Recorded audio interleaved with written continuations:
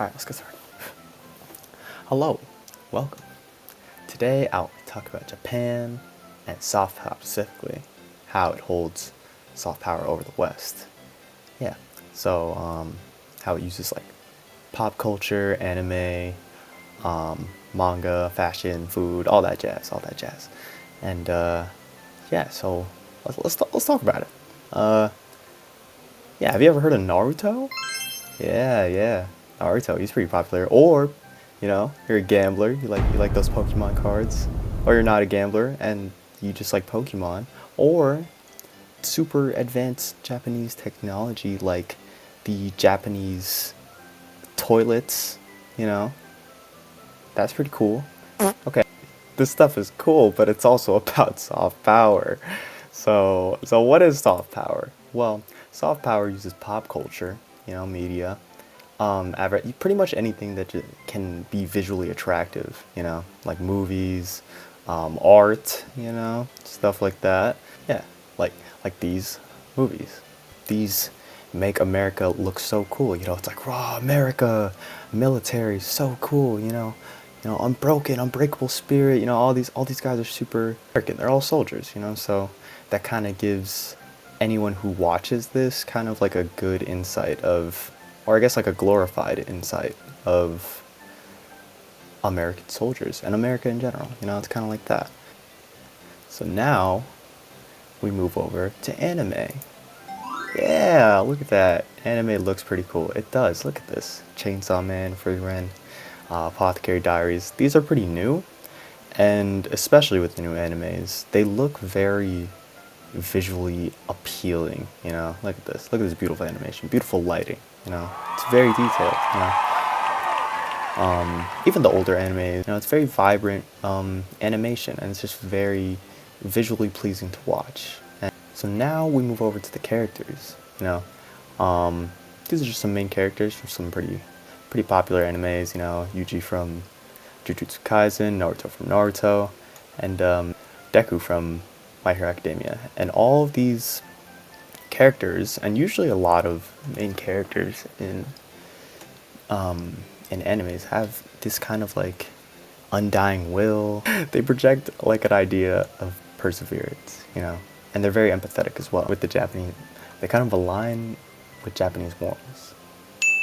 So hidden, in these animes are not really hidden, but they take place in Japan, obviously, or at least most of them do, and they kind of give you some insight about what Japan is like physically. You can see here we have Shibuya. This is a real city, and this is a screenshot from Jujutsu Kaisen, and it's actually literally exactly one-to-one accurate. This shrine is from Noragami. I don't know if this is actually a real place, but I know there are some shrines in there that are real. I couldn't find a picture of them because it's copyrighted. Gen Z earlier, and yeah, believe it or not, the audience does have something to do with this. It is on topic. Gen Z loves anime. Yeah, I have a laser pointer too. Yeah. So you could see this statistic graph. This is from Crunchyroll. 42%. That's a lot. That's like almost half. So almost half of us watch anime. Some athletes, I don't know, it's really popular in the Olympics for some reason. Probably because it's the largest audience, but Noah Lyles, he did a Dragon Ball Z reference with Goku, and this is not it. Obviously, this is from Jujutsu Kaisen, but, he influences like a young audience because as you can see, most of us watch anime. Most of the young people watch anime, and that's why a lot of young people usually like Noah Lyles. But yeah, pretty much showing that someone cool, I think he is the literal fastest man on earth, is also an anime watcher, which is pretty cool. And so anime is also really good at educating the audience about Japanese. None of us have actually, or probably haven't taken a Japanese course or class. Just by passively hearing it and reading it in in like manga or anime or any pop culture really. Just passively learn about it, which is pretty cool. I don't know why there are question marks next to all of these, but that's pretty much the cool Japan concept.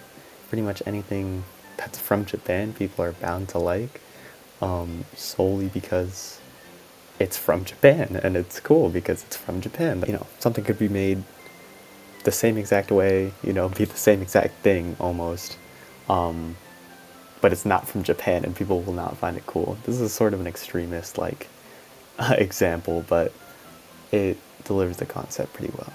Japan, how much cooler, how much cooler. You got this authentic, hourglass-looking, authentic Japanese contraption to make iced coffee. I think this is, yeah, look, and cool Japanese fashion. Look at that, cool, and omurice, like we mentioned before.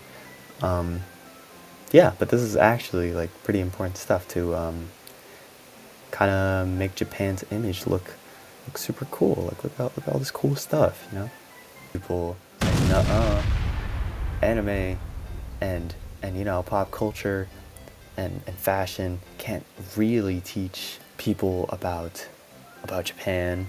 It's more of like a shallow understanding. And while there, you know, you could argue this, but sort of acts as like an initial, like, introduction to Japan, you know,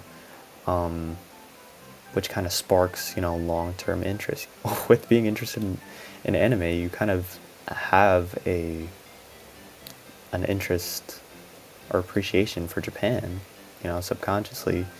Work with, like, if you try to imagine Japan, you would probably imagine things you've seen in anime. Like, obviously Japan probably doesn't look exactly as it does in the anime. It does provide an image for people that haven't been to imagine. I mean, I'm sure I've kind of beat a horse to death here, but Japan, you know, uses all their pop culture, uses their bright colors, you know, bright animation, and just sort of put Japanese twists on things to make their image nice and sparkly. Yep, that's it.